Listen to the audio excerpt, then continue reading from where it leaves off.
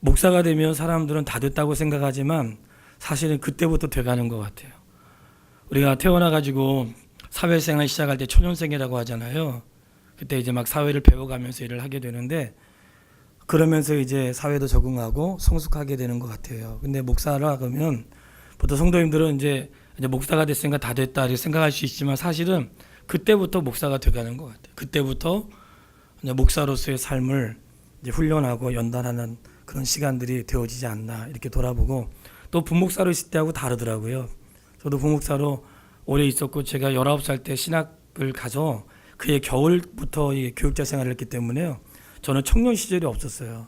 그리고 오랫동안 전도사, 강도사를 거쳐가지고 이제 목사가 된 지 이제 시간들이 되었는데 오히려 제 담임 목회를 하다 보니까 이제 좀 알 것 같아요.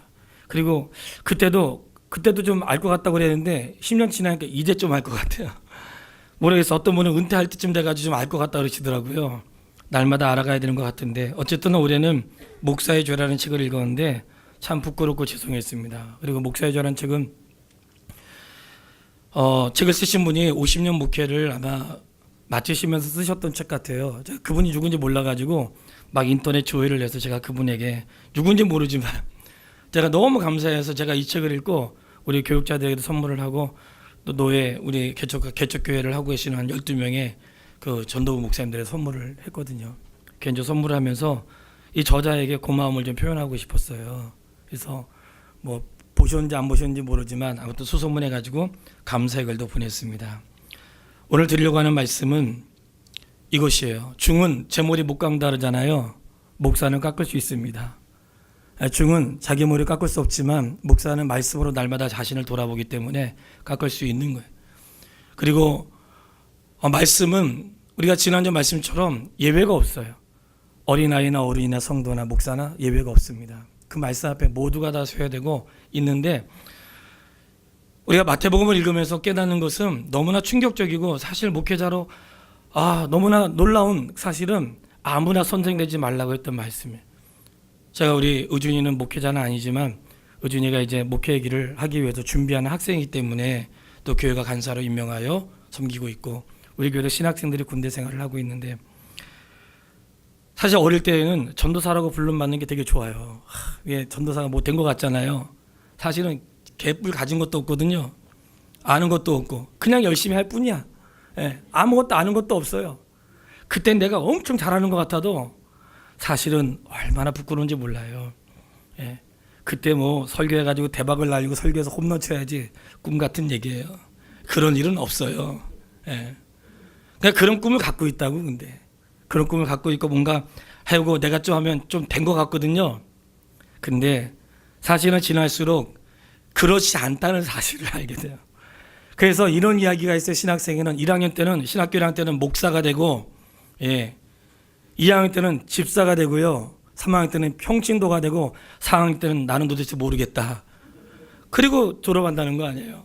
근데 그 말이 다른 뜻이 아니라 시간이 지날수록 내 죄와 허물이 드러나고 시간이 지날수록 누구를 탓하기에는 내가 너무나 부끄럽고 초라한 존재라는 것을 깨닫게 된다는 거예요. 그 하나님 말씀을 전하는 자는 말씀을 많이 아는 사람이 아니고 말씀 때문에 회개거리가 많은 사람이고요. 그리고 그 말씀을 증거자로 있기 때문에 너무나 많은 도전을 받아요. 그리고 우리는 진리의 말씀을 전하기도 시간이 부족한데 얼마나 가짜들이 많아요. 가짜들이 많으니까 이상한 얘기하면 그것도 답변해 줘야 되잖아요. 그러니 이런 시대 속에서 어떻게 하는 게 좋을까 하다가 그 목사님의 글이 너무나 좋았어요. 근데 신기하게 이 책이 많이 안 팔렸더라고요. 내용은 모르겠지만 아무튼 그 책을 읽으면서 깨달은 바가 있어 너무 좋았고 이것을 꼭 그 책에 기록된 내용은 뭐 많이 있지만 그 내용을 전하려고 하는 게 아니라 오늘 본문의 말씀을 통해서 목사의 죄를 고백하고 그리고 우리 성도님들에게도 분별할 수 있는 지혜의 시간이 됐으면 좋겠고 그리고 이것은 목사의 죄만이 아니라 목사를 죄짓게 한 성도에게도 죄가 있다는 걸 기억하시고 이 말씀 앞에서 우리 같이 점검할 수 있는 기회가 되었으면 좋겠습니다. 아침에 말씀드렸던 것처럼 앞으로 목회 철학은 목사의 철학이 아니라 예수님의 철학이 될 수 있도록 그렇게 노력할 것이고요. 그리고 앞으로 생애를 사는 날 동안 나라고 하는 존재는 적어도 목회에 있어서 나는 없어야 되는구나. 목회에 있어서 나는 없어야 돼. 성경에서 나는 없어야 되고, 나의 생각과 내 뜻은 합당하지 않고 오직 주님의 뜻이 선포되고 주님의 뜻을 이루어야 한다는 것을 다시 한번 돌아보게 되고요.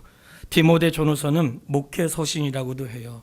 그래서 디모데에게 목회자로서 어떻게 해야 되는지를 잘 말씀하면서, 특별히 바울이 디모데에게 말할 때 크게 세 가지를 얘기하는데, 성경을 읽는 것과 권하는 것과 가르치는 일에 창념하라, 이렇게 말해요. 그러니까 우리는 교회가 뭐 잘한다고 말씀을 드릴 수 없지만 노력은 하고 있는 거죠. 성경을 읽는 것과 권하는 것과 가르치는 일에 힘쓰도록 바울이 디모데에게 권고했으니 우리가 노력하는 것은 잘하는 일이라 여겨지고요. 디모데 전서에서 크게 세 가지를, 큰 주제가 세 가지가 있는데 그 중에 한 가지는 가짜 교사들이 너무나 많다는 거예요. 가짜 교사들이 많으니까 가짜 교사들 속에서 진리를 지켜야 할 것을 말씀하고 있고, 그리고 교회가 꼭 해야 될 그냥 중요한 내용들을 목회 서신 가운데 말씀하고, 그 중에 하나는 교회 직분자를 세우는 일이었어요. 자격이 되는 자를 직분자로 세우고 직분자가 어떻게 해야 되는지를 또한 말씀하고 있는 것이에요. 그러니까 디모데 서신에서 가장 중요한 것은 무엇이냐면, 거짓 교사들이 판치는 이때에 진리를 수호하는 자로 서라, 이런 말씀을 하고 계세요. 다 할 수 없고 오늘 본문의 말씀을 통해서 목사의 죄는 무엇이 있는가 할 때에 디모데전서 1장 1절 말씀을 보시면, 우리 구주 하나님과 우리의 소망이신 그리스도 예수의 명령을 따라 그리스도의 사도된 바울이 누구로부터 명령을 받았을까요? 예수님으로부터 명령을 받아 누구의 사도가 되었을까요? 그리스도의 사도가 되었습니다. 목사의 죄라고 하는 것은 오늘 나를 불러주신 분이 주님이시고, 그리고 나를 사도는 아니고 종으로 부르신 그런 부르신 자가 주님이신데, 주님에게 충성하지 못하고 때로는 사람에게 충성했던 일들이 있다면 이것이 목사의 죄가 아닐까 싶어요. 나를 부르신 분은 주님이신데 엄연히 말씀할 때 부름을 받은 사람은 나를 부르신 자에게 충성하라고 말씀해요. 나를 부르신 분, 그분에게 충성해야 되는 거예요. 나를 부르신 분이 누군가? 주님이시죠. 주님은 목자의 대장이 되시고 만왕의 왕이 되시는 그분의 부르심을 받은 거예요. 그렇다면 누구에게 충성해야 되는가? 주님에게 충성하는 것이 옳은 것입니다. 목사의 직분은 사람에게 안수받은 거 아니고요, 성도가 세운 거 아니에요. 교회가 있다고 목사를 세울 수 있는 것 아닙니다. 목사는 성도가 세우는 거 아니고 하나님의 부르심을 따라 목회자들을 통해 노예에서 안수를 받고 그 일들을 감당하는 것인데, 나를 부르신 하나님께 충성하지 못했다면 그것은 죄가 되는 것이 맞습니다. 1장 2절을 보면, 믿음 안에서 참된 아들 된 디모데에게 편지하노니 하나님 아버지와 그리스도 예수 우리 주께로부터 은혜와 긍휼과 평강이 내게 있을지어다. 아멘. 이 디모데 전서와 후서는 바울이 디모데에게 서신을 보낸 거예요. 바울이 디모데에게 서신을 보낸 건데, 디모데가 바울에게 어떤 존재냐면 영적인 아들과 같은 존재예요. 왜냐하면 바울의 그 복음의 현장에서 만났고 그가 잘 양육하여 이제는 에베소 교회를 맡을 사람을 디모데에게 허락한 것이에요. 그러니까 오늘날 교회는 누가 맡아야 되는가? 복음을 받은 사람이, 그 진리 안에서 같은 신앙과 믿음을 가진 사람이 교회를 맡을 수가 있는 것이죠. 근데 맡겼는데 이 아들 디모데에게 바울이 뭐라고 불렀느냐 하는 거예요. 뭐라고 불렀는가? 참된 아들 된 디모데에게 편지하는데 그에게 편지를 보내면서 그에게 말하기를 위해 너는 나의 동역자다, 이렇게 이야기를 해요. 오늘 목회자의 일들을 보면 동역자라고 생각하기보다는 그냥 후배 또는 아직도 배워야 될 사람, 이렇게 여겨질 때가 많이 있어요.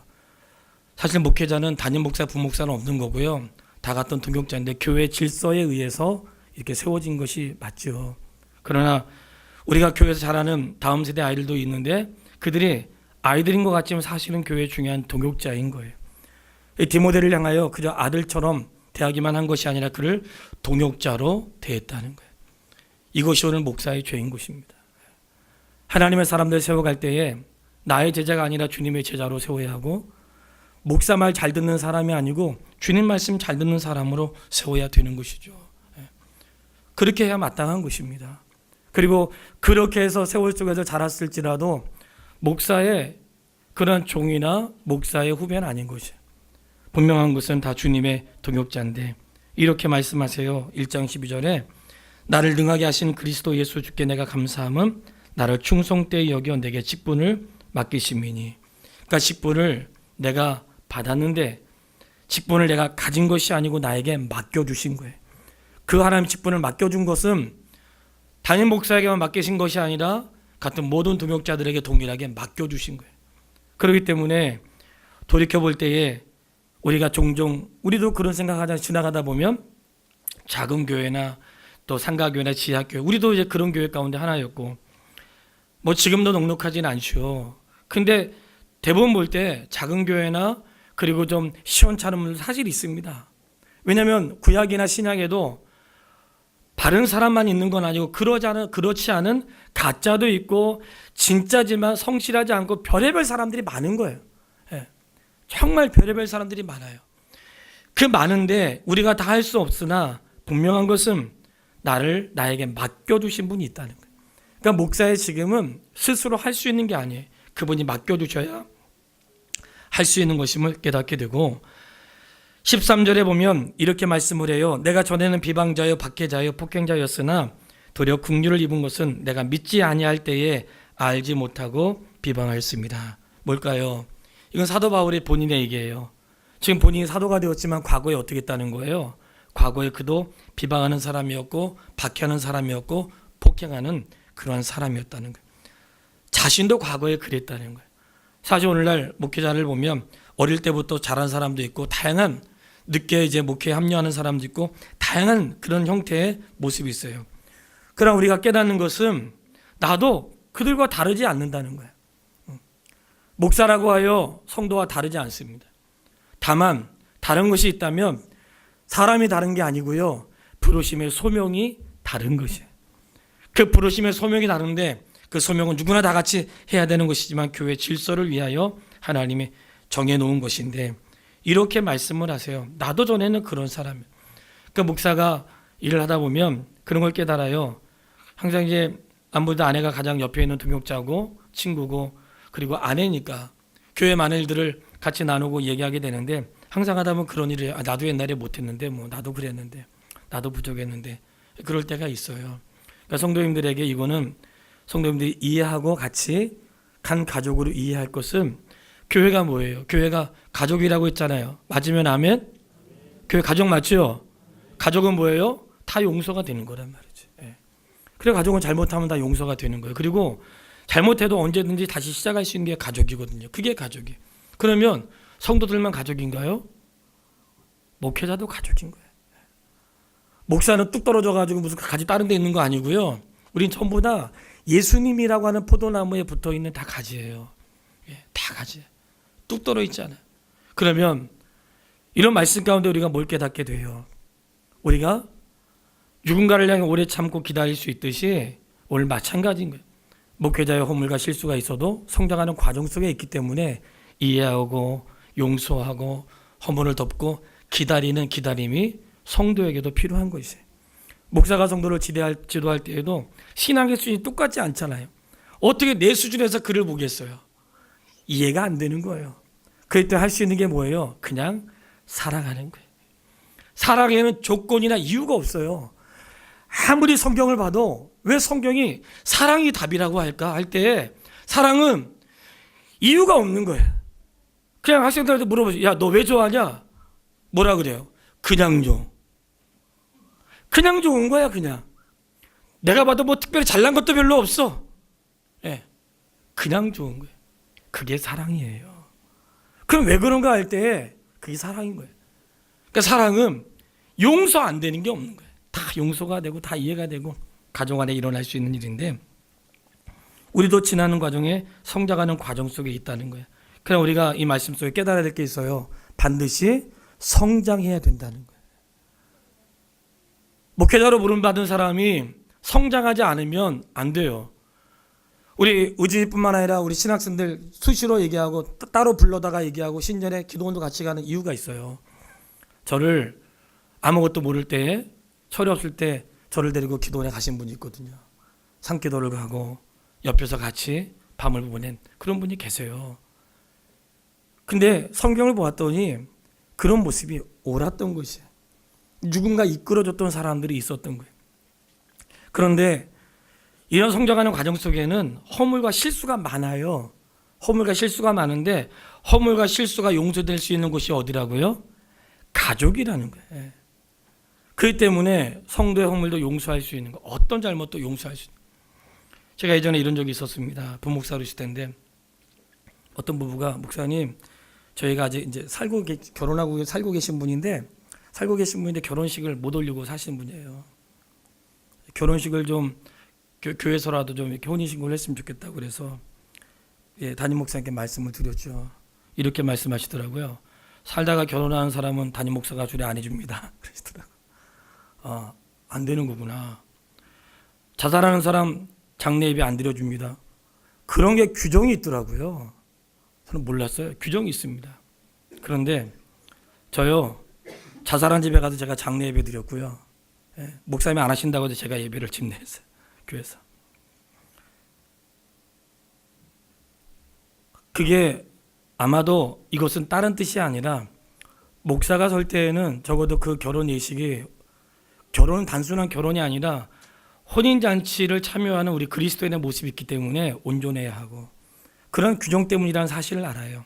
그런데 한참 제가 또 젊을 때고 그리고 혈기왕성할 때라 제가 생각했던 것은 그럼에도 불구하고 목사가 못할 게 어딨나, 성도가 원하면 해야지, 그런 규정이 어딨나, 그런 마음이 있었어요.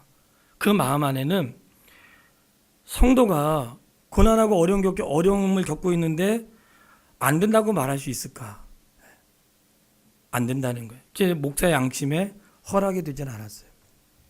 지금도 마찬가지예요. 제가 이렇게 말씀드리면 혹시 그런 일은 없어야 되겠지만 혹시 개인적으로 불편하고 어려움이 있어서 말씀드리면 저는 다 해드릴 수 있어요. 그러니까 방황하지 마시고 딴 데 가서 묻지 마시고 언제든지 찾아오셔서 우리가 다 가족이고 우리야 허물과 연약함이 있는 사람들이잖아요. 그러니까 그런 것을 주님 앞에 내려놓고 연약함을 고백하며 가는 거죠. 목사도 죄인인데 그 책을 읽을 때에 제가 이 한마디 때문에 그랬어요. 책의 서론에 이런 말씀이 있었거든요. 바울이 자신을 고백할 때 죄인 중에 내가 괴수입니다. 그렇게 고백한 것을 서론에서 읽고 그리고는 읽으면서 돌아보게 되었어요. 죄인 중에 내가 괴수니라. 죄인 중에 내가 괴수다. 그 이유를 말씀을 읽으면서 깨닫게 되었습니다. 왜 목사가 죄인 중에 괴수인지 아세요? 성경을 붙잡고 연구하기 때문에 그래요. 말씀 앞에 있으면 나의 죄밖에 안 보이는 거예요. 말씀 앞에 있으면 허물밖에 안 보이는 거예요. 내가 어떻게 이거를 말할 수 있나 할 때 말할 수 있죠. 왜냐하면 누구 말이에요? 하나님 말씀이잖아요. 하나님 말씀이 입술을 통하여 증거되는데 사람들이 내가 이걸 어떻게 해요? 너 말이냐? 목사 말이에요? 주님의 말씀이잖아요. 그거 왜 말을 못하겠어요? 누가 하세요? 그럼 왜 못해요? 내가 한다고 생각할 때는 못하는 거예요. 그렇기 때문에 내가 죄인 중에 괴수니라 할 때 그 의미를 깨달았어요. 하나님 앞에 가까이 가면 갈수록 내가 누가 되는 거예요? 죄인이 되고 가까이 가면 갈수록 죄인 중에 괴수가 되는 거예요. 성경을 읽은 사람들은 다 알아. 내가 예배를 드리고 말씀에 참여하고 그 자리에 있으면 내가 얼마나 죄인인지, 내가 얼마나 죄인 중에 괴수인지 깨닫게 돼요. 그러니까 아무래도 목사가 탁월하다는 게 아니라 가르치기 위해 성경 봐야 되고 큐티에 올리려고 성경 봐야 되고 하기 싫어도 해야 되잖아요. 가까이 하다 보니까 내가 죄인 중에 괴수인 거예요. 사도 바울이 왜 그런 고백을 했을까? 하나님 말씀을 가까이 가면 갈수록 말씀 앞에 내가 죄인과 허물임을 드러나는 거죠. 그렇기 때문에 오늘 우리가 하나님 말씀 앞에 서면 내가 죄인과 연약하다는 사실을 드러나게 돼요. 바라기는 우리 성도 여러분, 하나님 말씀을 가까이 하십시오. 그때에 내 죄와 허물이 드러나고 내 힘으로 할 수 없구나. 주님의 은혜가 아니면 할 수 없구나. 그러면서 주님을 붙잡게 되는 거예요. 그때 내 힘으로 살아보려고 발버둥 쳐도 결국에는 주님 없이 안 된다는 걸 깨닫게 하시고, 그러니까 하나님이 잘못한 거 다 용서하시고요. 다 그래요. 성경 읽으면서 얼마나 성경이 재밌는 줄 아세요? 아니, 다윗처럼 훌륭한 사람 잘못한 거 좀 빼주시면 어때? 그런 생각 안 해보셨어요? 모든 사람이 다윗의 자손이요, 다윗의 후손, 앞으로 올 왕이 다윗의 후손으로 다윗과 같은 왕인데, 그 다윗 어떤 사람이에요? 자기 부인 빼앗고, 자기 신하의 부인을 빼앗고, 간음하고 애기 낳고 신하 죽이고 자기 부인 삼은 사람이잖아요. 그런 거 좀 성경이 빼주면 얼마나 좋겠어요. 근데 감사한 게 성도님들이 아직 저의 죄와 허물을 모르시잖아. 얼마나 감사한지 몰라요. 그리고 또 알려고 하지도 마세요. 다쳐요. 뭘까요? 성경은 거짓이 없다는 거예요. 네. 성경은 거짓이 없어요. 그러니까 오늘 앞에 서 있는 사람이 완벽하다고 생각하면 안 돼요. 그도 역시 죄와 허물이 있고 주님 앞에 연약한 존재라는 것을 인정하고, 그 사람은 늘 겸손한 마음으로 주님 앞에 서야 할 것이고, 가르치는 자로서가 아니라 말씀을 받은 자로 그렇게 서야 하는 것이 마땅한 것이에요. 그리고 오늘 본문 가운데 이런 말씀을 하세요. 16절 같이 한번 읽어볼까요? 지금 보니까 아무 말을 안 했구나. 끝나고 하겠습니다. 16절 다 같이 시작. 그러나 내가 긍휼을 입은 까닭은 예수 그리스도께서 내가 먼저 일체 오래 참으심을 보이사 후에 주를 믿어 영생 얻는 자들에게 본이 되게 하려 하심이라. 아멘. 내가 무엇을 입었어요? 긍휼을 입었어요. 바울이 디모데에게 쓰면서 너가 할 수 있는 것은 너가 긍휼을 입었기 때문이야. 오늘 목사가 설교할 수 있는 거 뭐 때문이에요? 긍휼을 입은 것 때문이에요. 그리고 하나님이 목사에 대해서 오래 참으시고 기다리셨는데, 목사의 죄가 뭔가 영생 얻는 자들에게 본이 되라고 하는데 가끔가다 이 본이 안 될 때가 있잖아요. 죄송해요. 네, 아직 공사 중이라 좀 됐다고 생각했는데 아직 안 됐더라고요. 네. 아마 주님 나라 가야지만 될 것 같아요. 그때까지는 끊임없이 실수를 많이 하지 않을까 생각이 들어요. 두려운 것은 영생 얻는 자들의 본이 되어야 한다는 거예요. 이 본은 뭘까요? 어떤 한 가지가 아니에요. 가정생활에 대해서, 신앙생활에 대해서, 헌금생활에 대해서, 봉사생활에 대해서 모든 삶에 한 발자국 앞에 있는 거예요. 장로님, 안수집사님, 권사님들 뭐예요? 성도의 본이 되는 사람들이죠. 어디에 있는 거예요? 항상 성도의 앞에 있는 사람. 신앙생활 앞에 있는 사람이에요. 그러니까 장로님과 안수집사님, 권사님들은 성도의 본이 되는 위치에 있는 사람이에요. 다행이죠. 목사만 그렇지 않아서 참만 다행이라고 생각이 들어. 예? 그러면 본을 보이가 앞에 있는 사람인데 그를 보고 배워야 되는 거거든요. 자신 있으세요? 여러분, 나처럼 바울처럼 나를 보고 예수님 배우십시오. 그럴 자신 있으세요? 그럼 부모는 나는 다행이다, 난 직분자 아니니까 천만다행이다, 속으면 안 돼요. 예? 부모에게 뭘 줬을까요? 자녀의 본을 삼으신 거예요. 할렐루야. 예, 목사의 죄만 있는 줄 알았죠? 부모의 죄도 있어요. 자녀의 본을 삼은 거예요. 그러니까 자녀가 이런 거예요. 야, 아빠만큼 신앙생활 해라. 그렇게 지금 살고 있는 거라고. 그 자녀들 이렇게 신앙생활은 엄마만큼 하는 거야. 내가 말하지 않아도 보여주는 거예요. 신앙생활은 말로 배우지 않습니다. 성도 여러분, 말로 배우지 않아요. 행함으로 배우는 것이에요. 사람들은 절대로 말로 배우지 않습니다. 삶으로 배우는 것이에요. 그렇기 때문에 날마다 목사가 십자가 앞에 죽지 않으면 성도의 삶엔 변화가 없는 거예요. 성도의 신앙 수준은 목사의 신앙 수준과 똑같은 거예요. 성도가 절대로 목사보다 앞서지 못해요. 왠지 아세요? 목사는 가르치는 자고 앞에 본을 보이는 자인데 우리 교회 수준이 목사 수준인 거야. 그러니까 날마다 주의 말씀으로 본을 보이고 해야 되는 것이 옳은 것입니다. 너무나 부끄러운 것은 17절 말씀 또 같이 한번 읽어보겠습니다. 17절 영원하신 왕 곧 썩지 아니하고 보이지 아니하고 홀로 하나이신 하나님께 존귀와 영광이 영원 무궁하도록 있을지어다. 아멘. 누구에게 영광을 돌려야 돼요?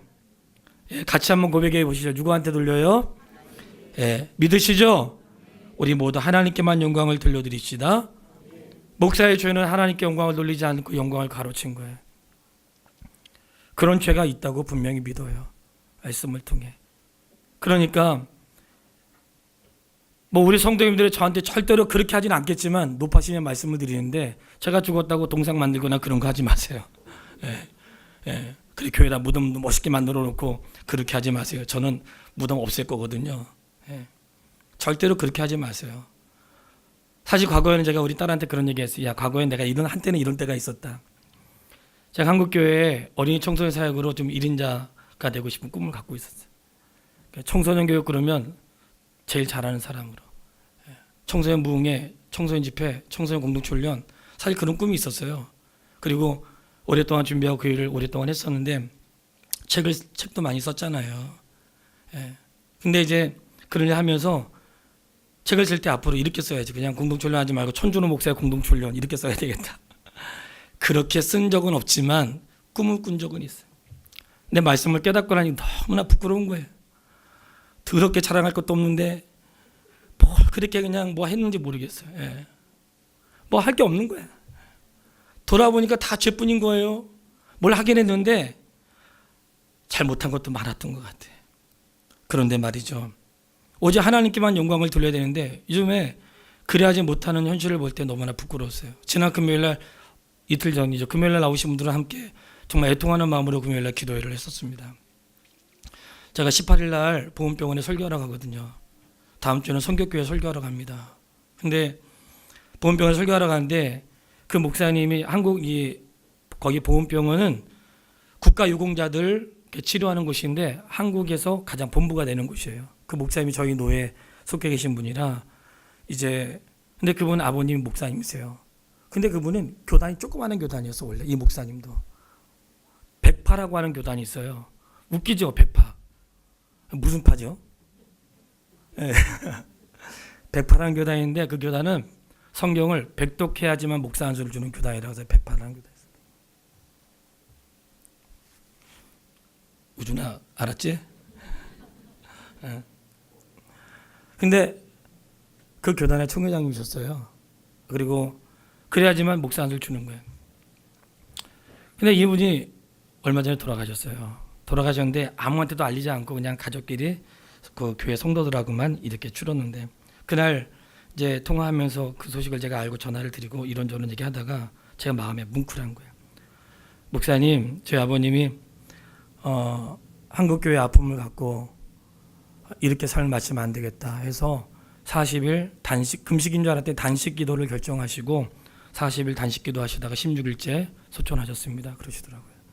그러시면서 돌아가실 때가 다 드신 줄 알고 이렇게 기도하시면서 마친 것 같다는 얘기를 듣고 너무나 뭉클했어요.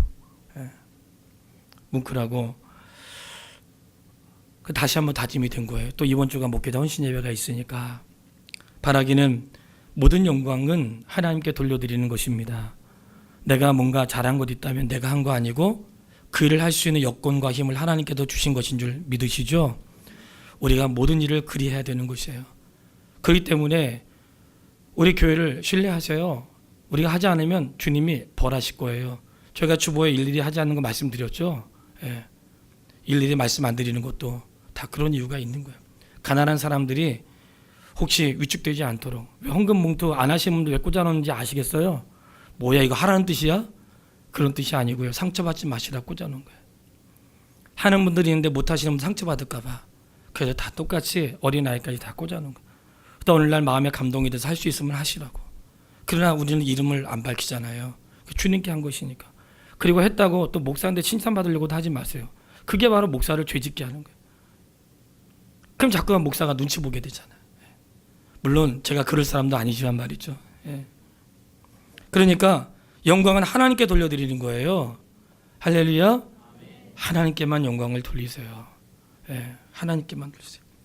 목사의 죄는 18절로 19절의 말씀. 그러니까 제가 그걸 다 죄로 한번 정을 내리면서 성경을 본 거예요. 18절로 19절 말씀 다 같이 한번 읽어보겠습니다. 아들 디모데야, 내가 내게 이 교훈으로서 명하노니 전에 너를 지도한 예언을 따라 그것으로 선한 싸움을 싸우며 그 가운데 믿음과 선한 양심을 지키라. 어떤 이들은 이 양심을 버렸고 그 믿음에 관하여는 파손하였느니라. 아멘. 이 말씀 가운데 선한 싸움을 싸우며 어떤 싸움이요? 이 선한 싸움 무슨 싸움이냐면 성도하고 싸우는 거 아니고요. 집사람이랑 싸우는 거 아니고요. 이 선한 싸움은 복음을 위해서 싸우는 걸 말해요. 하도 복음에 거짓 증거자들이 너무나 많고, 그리고 뭘 바르게 하려고 하면 반대하는 사람이 많고, 뭐 하려고 그러면 걸린 게 너무나 많은 거예요. 그런데 싸우기 싫은 거예요. 그러니까 안 해. 다음에 하지 뭐. 하지 마. 그런데 오히려 바울이 뭐라고 말씀을 하냐면 선한 싸움을 싸우라는 거예요. 싸움은 어떻게 해요? 죽기 살기로 싸우는 거예요. 이 싸움은 평창올림픽에서 금메달 따고 못 따는 그런 싸움 아니에요. 평창올림픽에서 금메달 안 딴다고 안 죽잖아요. 이 싸움은 지면 죽는 거예요. 이 선한 싸움은 평창올림픽 이런 게임이 안 되는 싸움이에요. 이거는 영적인 싸움이기 때문에 싸움을 치면 패배자가 되고 교회에 큰 충격을 주는 거예요. 그렇기 때문에 선한 싸움을 싸우라는 거예요. 피하라고 그러지 않았어요. 싸우라. 근데 목사의 죄는 뭘까요? 때로는 싸우지 않는 것이에요. 그냥 서로 그냥 좋게 잘 지내고 화평하며 지내고, 그냥 조용히 지내고, 그런 부끄러움을 회개하게 되었어요. 자, 말씀을 결론 짓겠습니다. 저희가 온전하다는 뜻이 아니라 앞으로 다시 한번 주님의 말씀 앞에 살기로 다짐하면서 주님 보시기에 부끄럽지 않은 목회자가 될 수 있도록 기도해 주십시오. 그리고 목회자가 해야 될 가장 중요한 것은 성도 여러분, 진리를 지키는 일입니다. 이게 가장 중요한 일이에요. 목회자에게 주어진 권한 가운데 가장 중요한 것은 진리를 바르게 전하고 진리를 지키는 거죠. 진리를 지키는 일의 최전방에 있는 거죠. 이것을 위해서 교회가 존재하고 그걸 위해 기도하고 몸부림치고 애써야 되는 거예요. 적어도 차를 바꿔야 된다, 바꾸지 말아야 된다, 예배당 쳐야 된다, 치지 말아야 된다, 이것은 첫 번째가 아니에요. 신방해야 된다, 말아야 된다, 첫 번째 아닙니다. 목사에게 첫 번째는 진리의 말씀을 지키는 거예요. 이 말씀이 하나도 땅에 떨어지지 않도록 하는 것이 목사에게 주어진 직분이에요. 이것을 가장 중요한 사명으로 알아. 말씀에 생명을 걸고 그 전해진 말씀을 따라 살고 그 성도를 교훈하여 가르쳐 지키게 하고 주님 오시는 그날까지 복음을 전하는 것이 목회자에게 주어진 제일 첫 번째 사명인 거예요. 그 목회자의 서약 가운데 진리의 말씀을 고난이 오나 핍박이 오나 어떤 어려움 가운데도 사수하여 지키는 것이 목회자의 제1된 사명으로 말씀하고 있다고. 그게 목사가 할 일이고 우리 교회가 지켜나갈 일인데, 그 일을 위해서 성도님들은 목회자가 그리할 수 있도록 시간을 배려하고 목회자가 성경을 연구하고 발휘할 수 있도록 도움을 주고, 그리고 목회자가 죄에 빠지지 않도록 협력하고, 그리고 오늘 말씀처럼 우리가 다 같이 이렇게 누구 한 사람이 아니라 서로 우리가 가족이니 협력할 손을 이루면서 함께 하나님의 나라를 아름답게 이루어갈 수 있는 우리 교회가 되고 교육자들 되시기를 주의 이름으로 축원합니다.